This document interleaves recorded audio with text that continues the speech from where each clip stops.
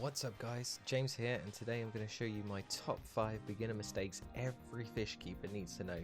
If you haven't already, hit that subscribe button so you don't miss out on any of my upcoming videos in the future. Right, let's get started. In at number 5 is the nitrogen cycle. Many beginners within the aquarium hobby unfortunately are either misinformed about this process or not informed at all, leading to some very stressful situations for both the owners and the fish. Understanding the nitrogen cycle is crucial to keeping a successful aquarium. By understanding the parameters of our ammonia, our nitrites, our nitrates, we are able to determine if the water in the aquarium is safe and non-toxic to the animals we keep. There are plenty of videos on YouTube and on the internet giving detailed information into the nitrogen cycle and how to complete this, ideally without fish, but also if you're too late with fish. Up at number 4 is water quality. This one is particularly interesting as I've seen many people trying to find the holy grail, if you will, of either keeping those pesky algae at bay or the common increase or lowering of pH for certain types of fish. In the experience that I've had, I found it's best to try and focus on the consistency rather than trying to alter those water temperatures. It would be far better to look at the type of water that you have, then work to finding fish which are suited to those conditions. Again, in my opinion, this is also subjectable, as a lot of fish these days are tank bred and can adapt to the water easier than caught in the wild. Again, stability is the key factor here. In at number 3 is overstocking. Now, I'll be the first to admit I'm no angel in this one, and it's a difficult habit to get out of, especially when you have limited tanks at your disposal. Then suddenly notice that you have a tank full of beginner fish, breeding like crazy and filling up your tank, but you've had your heart set on another fish, so temptation comes and you purchase, leading to issues down the line like more frequent water changes due to the tank getting dirty more often. Thankfully, I've learnt my lesson and slowly I'm able to move fish into new tanks to lessen the load on the higher population tanks. Just remember, overstocking can, if not get enough filtration, whether mechanical or biological, can sometimes cause the nitrogen cycle to crash, often resulting in what we call a bacterial bloom, making the tank all cloudy and causing high levels of toxic ammonia, killing the fish.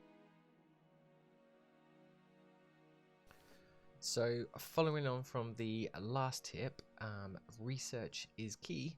Before picking out your fish, do your research. There are literally thousands of videos and websites documenting the correct conditions and temperament of the fish, and also people's experiences. Some fish can look great but often cause more issues in the long run. A prime example of this is in the marine aquarium. The regal blue tang, often referred to as the dory fish from the film Finding Nemo.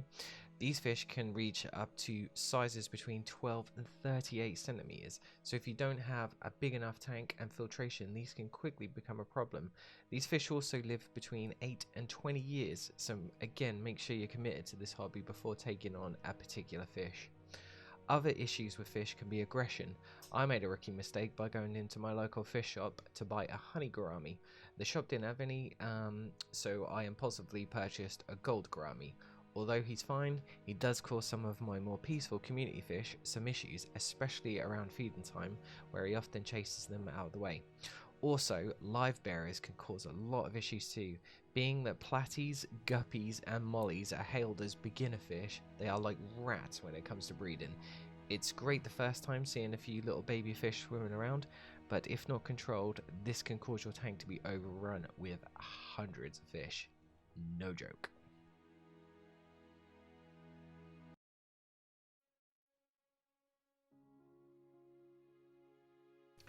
So in at number 1 for me is asking for help. Don't be afraid.